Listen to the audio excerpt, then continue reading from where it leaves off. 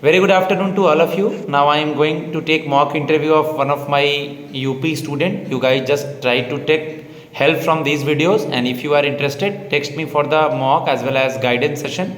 If you are working and non-working for face-to-face or online interview. Okay, start. Yes, sir. May I come in, sir? Yes, please come, Jasmeet. Good afternoon, sir. Yeah, very good afternoon. Please have a seat. Thank you, sir. First of all, tell me what is the meaning of your name? So my name Jasmeet derives from two Punjabi words, wherein just means glorious and meet means friend. So it sums up to a glorious friend. In Uttar Pradesh, all over India and all over world, 22nd of January is in news. Yes, sir. Yes, sir. So that day in UP, Ayodhya, Ram Mandir was inaugurated and Pran Pratishtha of Bhagwan Sri Ram was conducted. Okay. We all know that five things in Punjabi families or something कड़ा कृपान के इन पांच हाँ जी, चीजों का हाँ मुझे जी. नाम बताइए आप.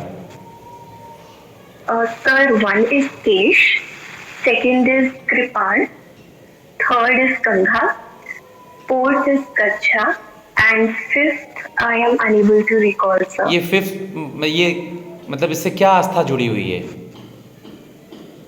सर हमारे यहाँ पे जब कोई अपनी रिलीजियस बिलीफ पे सरेंडर करता है तो ये कंपल्सरी होता है कि वो इन 5 चीजों को एड ऑन करे. आपकी हॉबी क्या है? Sir it is mandala art. Mandala art. Okay, इसे कैसे करते हैं? सर इसमें कोई भी शेप लेके उसमें ज्योमेट्री और सिमेट्री के थ्रू ड्राइंग की जाती है. ज्योमेट्री और सिमेट्री में क्या डिफरेंस होता है? सर सर सिमेट्री मतलब एक परफेक्ट शेप और साइज होना चाहिए हर एक पर्टिकुलर चीज का उसमें. और ज्योमेट्री में सर इसलिए इसमें रेलेवेंट है क्योंकि इसमें कंपास लेके स्केल लेके एकदम नाप के ड्राइंग बनानी होती है with precision. Okay, briefly introduce yourself. Yes, sir. My name is Jasmeet Kaur. I hail from Kanpur, Uttar Pradesh. I have done my schooling from Kanpur itself, and later I pursued my graduation from Chhatrapati Shahuji Maharaj University. My father is an ex-private sector employee, and my mother is a government teacher. Okay, what you learned from your father? Sir, I have learned perseverance from my father क्योंकि उनकी जब company bankrupt हो गई थी and he was rendered unemployed, he bounced back and he started pursuing his passion of baking. So he is very perseverant and he has this capability to survive in adverse circumstances. Okay, अभी UCC uniform civil code क्यों news में है? Yes, sir. Uniform Civil Code is currently implemented in Uttarakhand, and it basically implies कि सारे religion के जो personal laws होते हैं, be it related to marriage, inheritance, divorce etcetera, उनको नेशनल लॉज के एम्बिट में ले आया जाता है और कोई भी फर्क नहीं किया जाता है बेस्ड ऑन द फेथ और आइडेंटिटी. Good, very good. आपने अपना ग्रेजुएशन कब पूरा किया? तो इन 2017. 2017 से थोड़े समय हो गए हैं. अब तक आप क्या कर रहे थे? Please describe your gap year. Yes, sir. After 2017, I gave various government exams, but unfortunately, I was not able to get through any of it. After 2 years, I started helping my father in his small bakery business that he initiated in 2020. And then in 2022, I decided that I have to do something of my own and make an identity of myself. And I was at that time very intrigued towards the banking sector. So I picked up my studies again with a vision to join this industry. What is Armed Force Special Power Act? So Armed Force Special Powers Act इसलिए लाया गया था ताकि armed forces को special rights दिए जा सके किसी भी डिस्टर्ब रीजन में लॉ एंड ऑर्डर की सिचुएशन को मेंटेन करने के लिए। अब इन स्पेशल राइट्स में they have this legal immunity कि वो विदाउट एनी वारंट किसी को भी अरेस्ट कर सकते हैं, किसी भी घर को या व्हीकल को इंस्पेक्ट कर सकते हैं, एक्सेट्रा। ओके, आपका सब्जेक्ट बीए में क्या क्या था? History, polity, geography? No, sir. Political science and history were my subjects in the last year. Jammu Kashmir में पहले कोई भी बाहर का बंदा लैंड नहीं खरीद सकता था, फिर आर्टिकल 370 जब लगा तो एक सेक्शन है जिसमें इसकी जिक्र है, तो ये कौन सा है कि अब कोई खरीद सकता है? Sir, I don't remember the section. 35A है समथिंग, एक बार चेक कीजिएगा। What is article 370?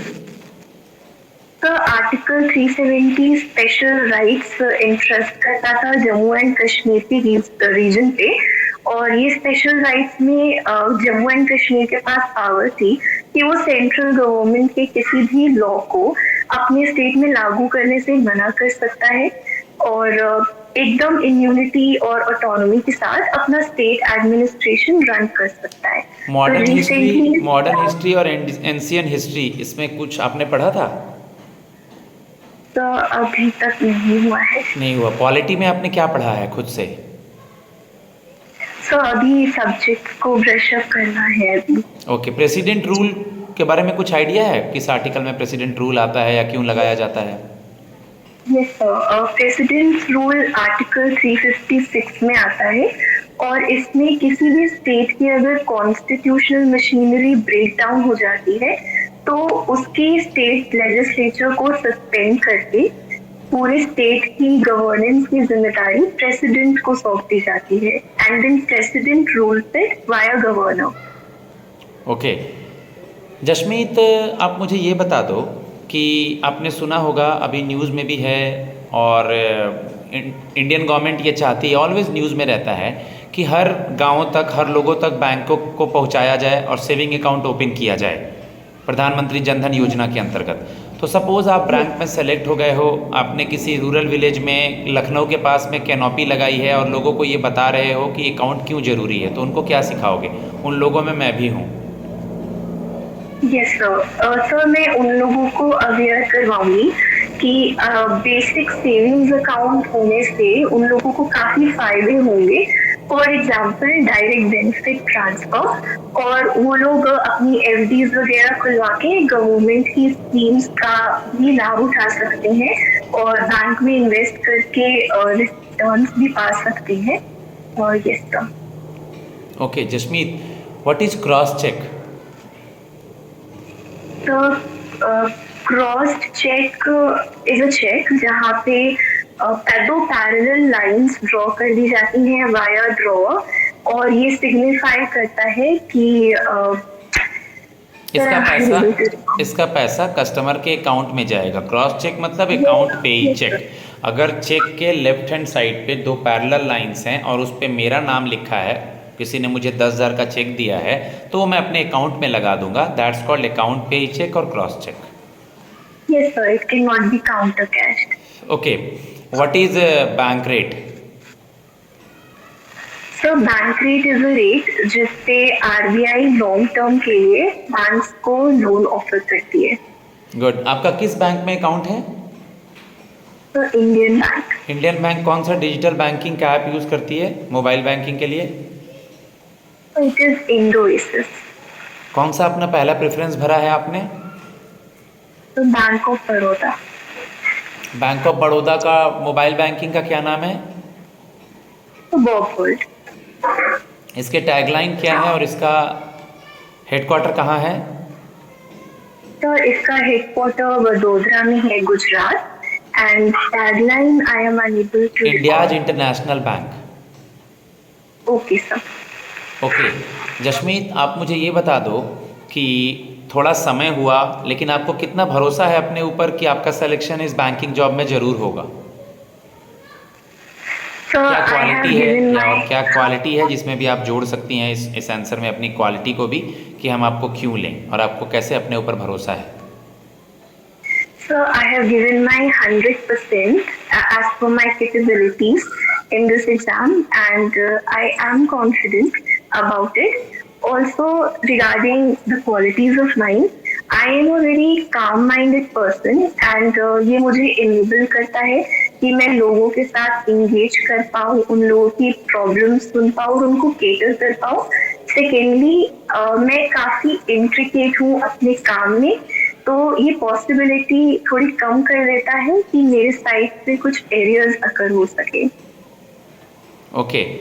Guys, now I am going to give feedback to my student. If you are interested for the mock interview, text me on my number 7503 235358 for online and offline mock interview.